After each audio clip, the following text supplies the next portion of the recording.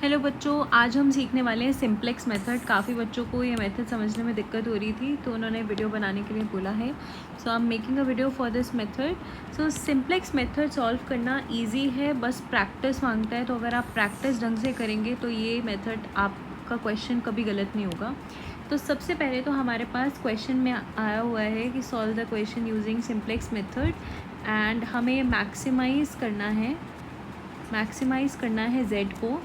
We have 12x1 plus 16x2. Subject to हमारे पास तीन कंस्ट्रेंट्स दे रखे हैं। 10x1 plus 20x2 is less than equal to 120. We have 8x1 plus 8x2 less than equal to 80. और x1 और x2 की values जो हैं वो हमेशा पॉजिटिव रहेंगी। एक ये हमारे पास कंस्ट्रेंट दे रखा है। जब भी बेटा जी आप सिंप्लेक्स मेथड क्वेश्चन सॉल्व करते हैं, आप ये मत फोकस कीजिए कि आपने पूरा क्वेश्चन सॉल्व करना है। अगर आप वीक स्टूडेंट हो तो, वैसे वीक तो कोई नहीं होता, बट आप सब सॉल्व कर सकते हैं। अभी आप पर अब स्टेप बाय स्टेप चलो। सबसे पहला फोकस आपका होना चाहिए इक्वेशन को देखो अब ठीक करने के लिए। इक्वेशन को ठीक करने के से मैं क्या मतलब कह रही हूँ, हमारे पास जो ये सब्जेक्ट टू वाले कंस्ट्रेंट्स होते हैं ना, इनको पहले उठाना है आपने। देखो, अगर मैं बोलूँ 4 is less than equal to 7, तो ये बात तो सच है ना। 4 को अगर 7 के बराबर लेकर आना है तो मुझे यहाँ पर कुछ ऐड करना पड़ेगा, है ना। कोई कमी इसके इस साइड पर ही है, इसको इक्वल बनाने के लिए।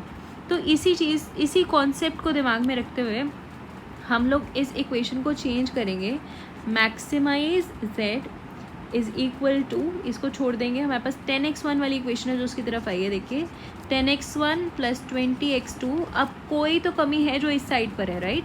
तो यहाँ पर हम कोई एक वेरिएबल ऐड कर देते हैं जिसको हम कहते हैं स्लैक वेरिएबल, ठीक है। और ये इक्वल टू हो जाएगा 120। कोई तो कमी यहाँ होगी जिसको हमने पूरा कर दिया। सो 8x1 प्लस 8x2। सिमिलरली यहाँ पर कोई वैल्यू कम पड़ रही है तो यहाँ पे प्लस s2 कर देंगे इक्वल टू 80।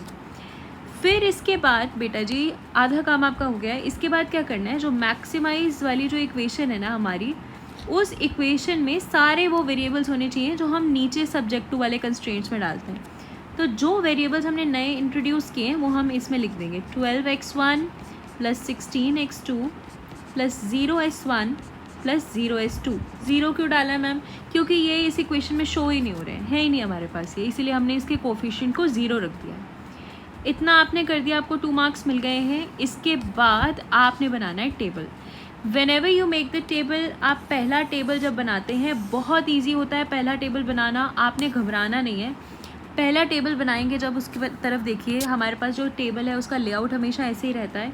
हमारे पास जो वेरिएबल्स हैं उन्हीं को हमें इस टेबल के अंदर सजाना है। देखो हमारे पास जो वेरिएबल्स हैं जो z वाली इक्वेशन में है, ये वाली जो इक्वेशन है इसके अंदर जो वेरिएबल्स हैं इनको हम लोग पहले लिख लेंगे। हमारे पास क्या क्या है, x1 है, एक x2 है, एक हमारे पास s1 है और एक हमारे पास s2 है, राइट।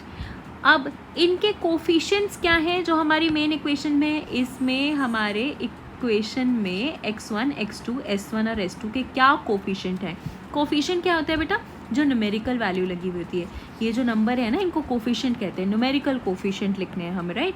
तो न्यूमेरिकल कोफिशिएंट हमारे पास जो है यहाँ पर इस केस में x1 के साथ 12 लगा हुआ है, x2 के साथ 16 लगा हुआ है, s1 के साथ 0 लगा हुआ है और s2 के साथ 0 लगा हुआ है, राइट। इतना हमने कर लिया, चलिए बहुत बढ़िया बात है। अब हमें क्या करना है, यहाँ पर जो वैल्यूज़ हैं हमारी बेसिक वेरिएबल वाली, यहाँ पर वैल्यूज़ भरनी है, ठीक है।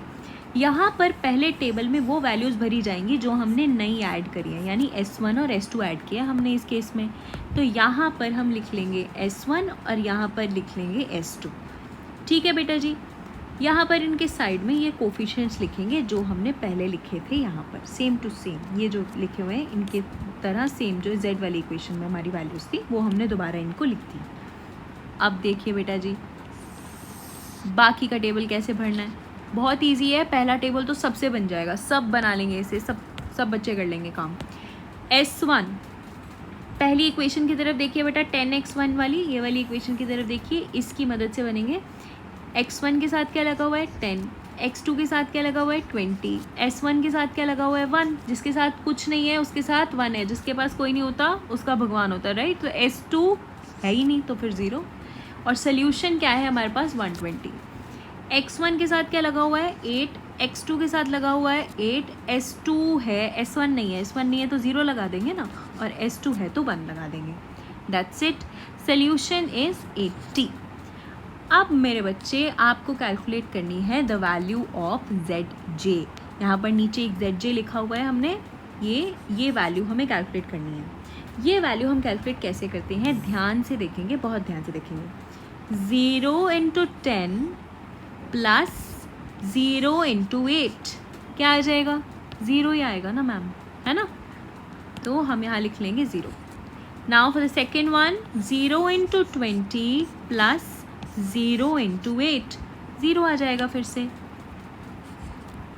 फिर नेक्स्ट के लिए 0 × 1 plus 0 × 0, what do we get, 0 again. Now we have 0 × 0 plus 0 × 1, what do we get, 0 again. हम ये फोकस कर रहे हैं फॉर द फर्स्ट टेबल सारे ZJ की वैल्यू 0 होती हैं। अब हमें क्या करना है, CJ माइनस ZJ। CJ कहाँ है बच्चे, ये रहे। ZJ कहाँ है जो अभी कैलकुलेट करें, इन दोनों को माइनस करना है। 12 माइनस 0 वी गेट 12। ऐसे ही 16 माइनस 0 16, 0 माइनस 0 0, 0 माइनस 0 0। ये हमारा पहला टेबल बन के तैयार हो चुका है। ईजी इनफ है ना, पहला टेबल हमारा बन गया है। अब हमें आगे फोकस करना है कि हम इसको आगे कैसे लेकर जाएंगे। चलिए ये भी हो जाएगा, सब कुछ बढ़िया तरीके से होगा। हमें क्या करना है, CJ माइनस ZJ के अंदर देखना है सबसे मैक्सिमम वैल्यू कौन सी है। मैक्सिमम देखना हमें आता है, तो मैक्सिमम जो है सबसे ज़्यादा हमारे पास 16 है। इसके कॉरेस्पॉन्डिंग जो कॉलम है बेटा, जो ये कॉलम है हमारे पास, इसके कॉरेस्पॉन्डिंग ये जो कॉलम हो जाएगा, ये हमारा की कॉलम हो जाएगा। इसे हम बोलेंगे दिस इज़ आवर की कॉलम, दिस इज़ आवर की कॉलम। हमें मैक्सिमम देखना था, तो मैक्सिमम वाली जो वैल्यू है वो हमें की कॉलम देती है, ठीक है। अब क्या करेंगे कि हमारे पास जो सल्यूशन वाली वैल्यू है और यहाँ पर जो वैल्यू हाईलाइटेड है की कॉलम से, इनको डिवाइड करेंगे। 120 divided by 20 we get, what do we get, 6। इसके बाद हमारे पास क्या हो जाएगा, देखिए next value 80 divided by 8, what do we get, we get 10। जैसे हमने यहाँ से मैक्सिमम वैल्यू उठाई थी, अब रो वाइज हमें मिनिमम वैल्यू उठानी है। जैसे हमने मैक्सिमम वैल्यू कॉलम वाइज उठाई थी, रो वाइज हमें मिनिमम वैल्यू उठानी है। तो 6 is the minimum value, so we have got this as our key row. तो ये जो हमारे पास आया है दैट इज़ आवर की रो, ये हमारी की रो बन गई।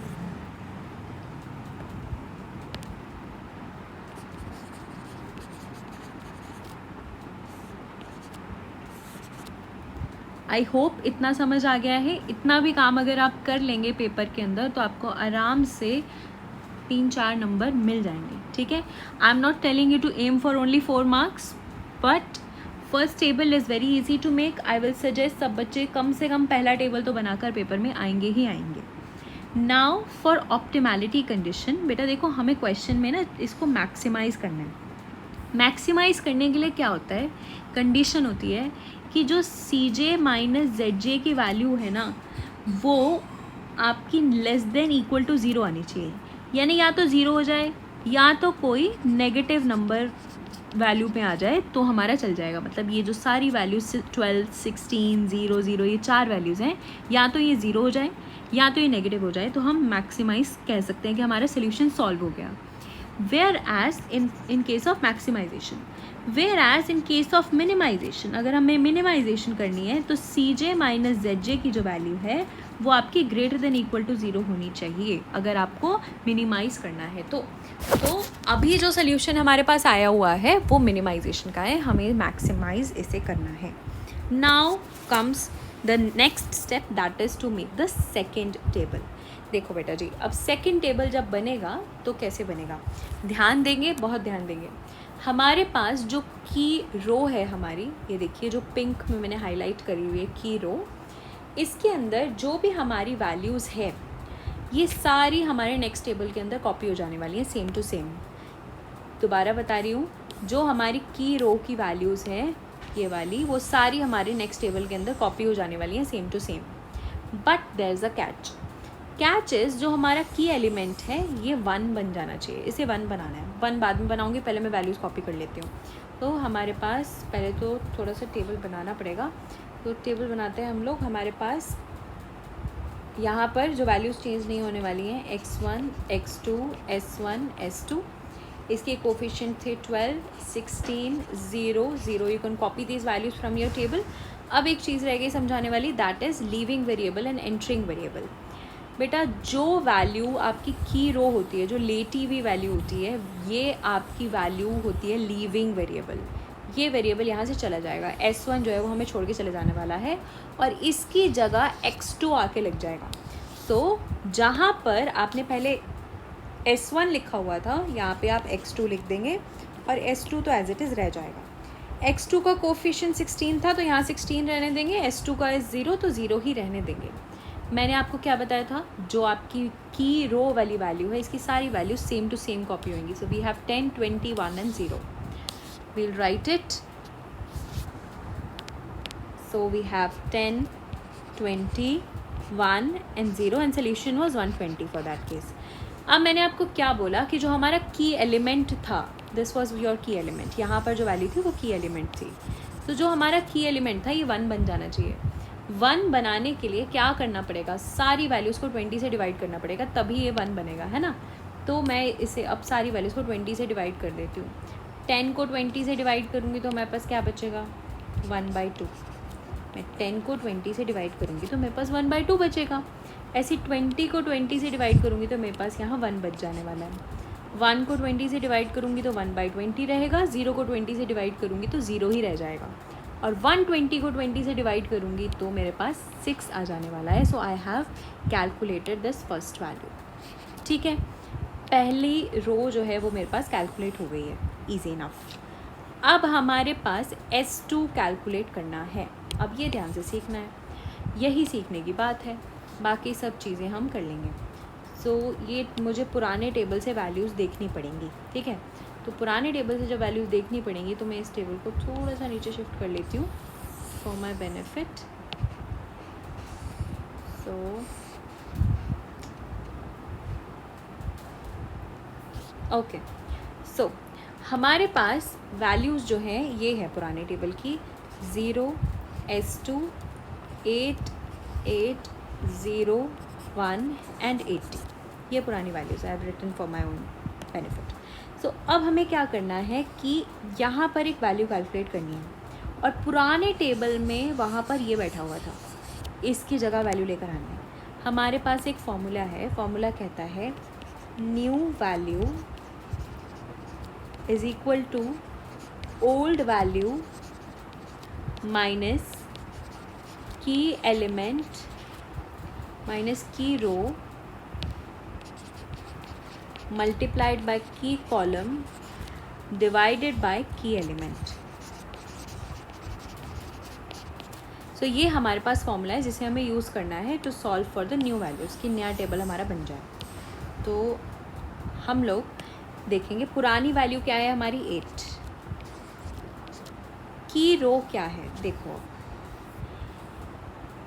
ये वैल्यू हमारी पुरानी वैल्यू है 8। ये इसके कॉरेस्पॉन्डिंग की रो है ये और की कॉलम है ये, ठीक है। सो की रो है 10 एंड की कॉलम है 8। So we will write 8 times 10 divided by key element. Key element क्या है बेटा, की एलिमेंट वो वैल्यू है जो दोनों तरफ रिपीट हो रही है, आपकी की रो में भी है और की कॉलम में भी है, दोनों तरफ शेड हो रही है। सो 20 इज अवर की एलिमेंट। ये दोनों सब कैंसिल आउट हो जाएंगे। 8 डिवाइडेड बाई 2 इज़ 4, 8 माइनस 4, आपका आंसर आ गया 4। तो इस खाली जगह पे आपको 4 लिखना है।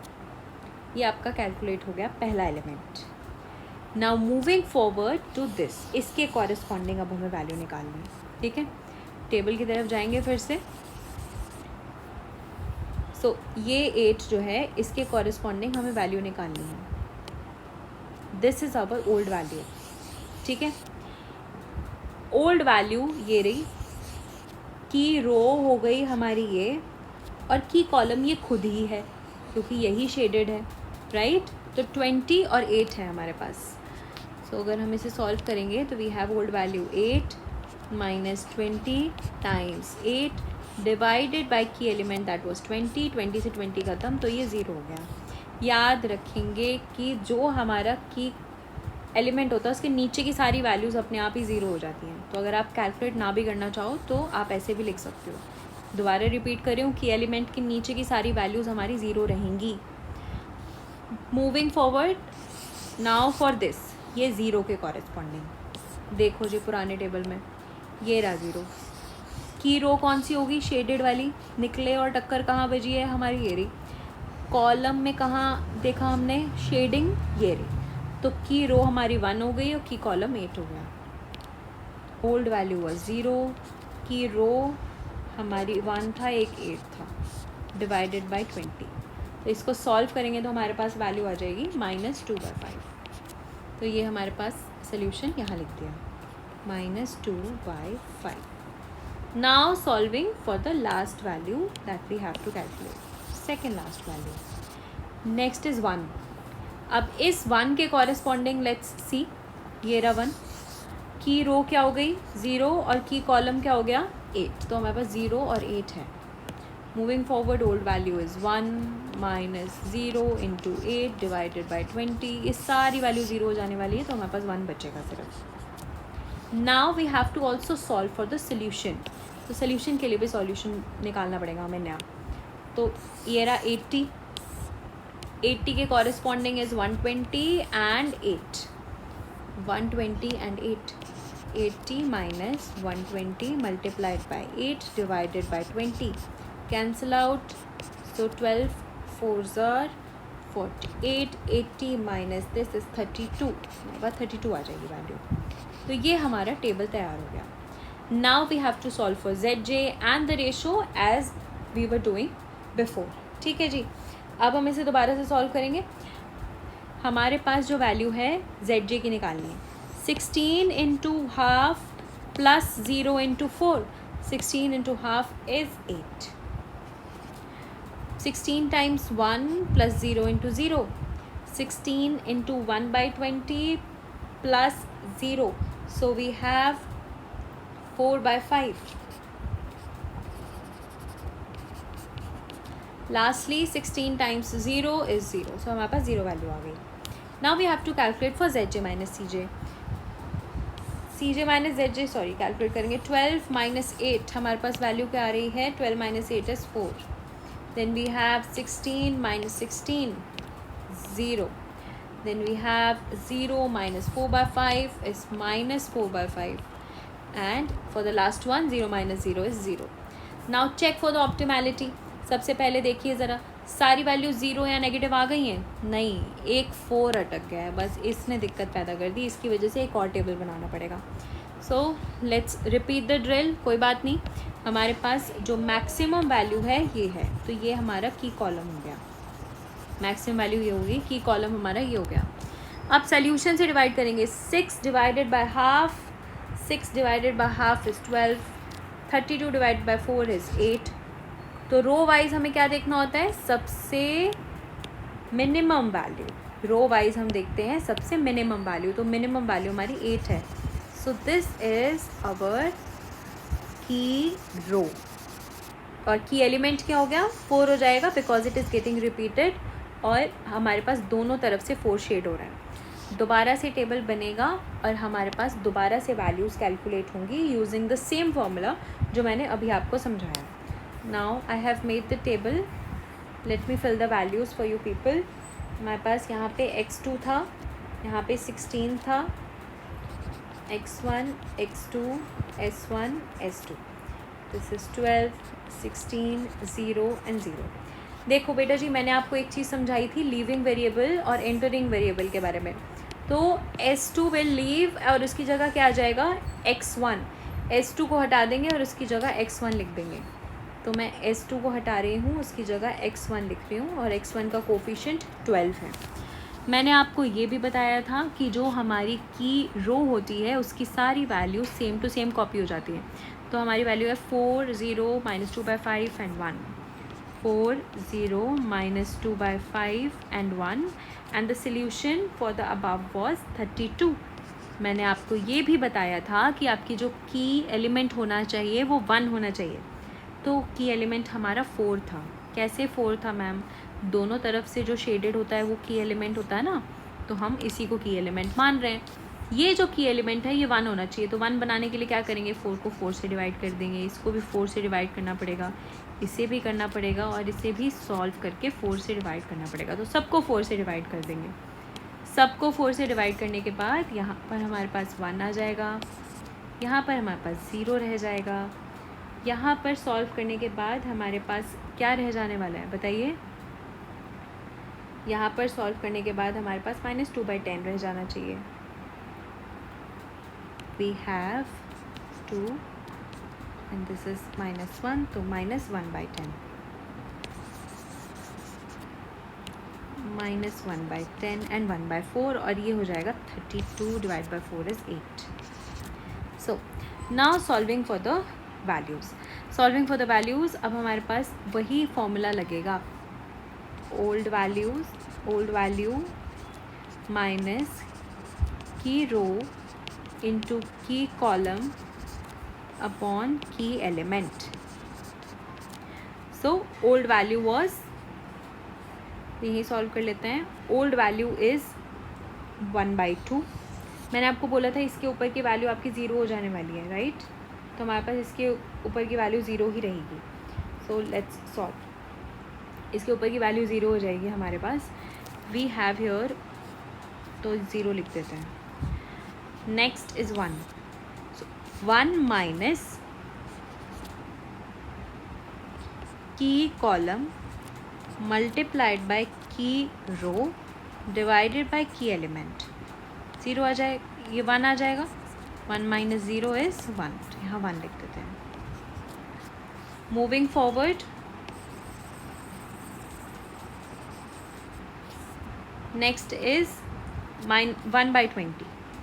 1/20 is the old value minus 1/2 multiplied by -2/5 divided by 4. ये ख़त्म हो जाएगा यहाँ पे। 1/20 प्लस 1/5 इंटू 4, तो ये हो जाएगा 4/5। 1/20 plus 4/5 multiplied by 4 on both the sides, on numerator and denominator. We have 17/20. Moving forward, for the second last value to be calculated, 0 के corresponding column is half multiplied by 1 divided by 4. So minus half divided by 4, minus half into 1/4, so minus 1/8. Moving to the solution, so 6 minus half multiplied by 32, which is 8 divided by 4, 2. We get 4. 6 minus 2 is 4. तो हमारे पास ये values आ चुकी हैं। Now we have to calculate for ZJ के लिए मैंने आपको पहले बता दिया था कैसे कैलकुलेट करते हैं इसे। 16 इंटू 0 प्लस 12 इंटू 1, हमारे पास 12 बचेगा। Now 16 into 1 plus 12 into 0, 16 into 17/20 plus minus 1.2. So we get 12.4. You can solve by calculator too. So we have 16 times minus 1/8 plus 12 times 1/4 minus 2 plus 3. So we have 1 here, right? Now solving for Cj minus Zj. 12 minus 12 is 0. 16 minus 16 is 0. This has come out to be minus 12.4 and 0 minus 1 is minus 1. So the good news is all the values have come out to be either 0 और negative. तो हमारे पास ये feasible solution आ चुका है. feasible solution का final step जो है वो क्या होगा. हमारे पास जो हमारी z वाली इक्वेशन थी ना, जो ये इक्वेशन थी 12x1 प्लस 16x2, इसके पास आ जाएंगे अब हम. 12x1 प्लस 16x2, x1 के वैल्यू क्या आई हुई है 8 और x2 की वैल्यू क्या आई हुई है 4. अब इसे मल्टीप्लाई करके हम सॉल्व कर लेंगे. हमारे पास टोटल सोल्यूशन आ रहा है 64. So this is our final solution of the simplex method. I hope this video was useful and आपको ये सॉल्व करने में आसानी हुई होगी थोड़ी. All the best for your exams. And जिन बच्चों को थोड़ी डिफ़िकल्टी हो रही है ये मेथड करने के लिए, I will suggest them आप DTB के पेपर के लिए फर्स्ट टेबल तो पक्का से बनाना सीख लीजिए. ओनली फर्स्ट टेबल और ये इक्वेशंस सॉल्व करके आ जाएंगे तो आपको मार्क्स मिलेंगे उस चीज़ के. All the best.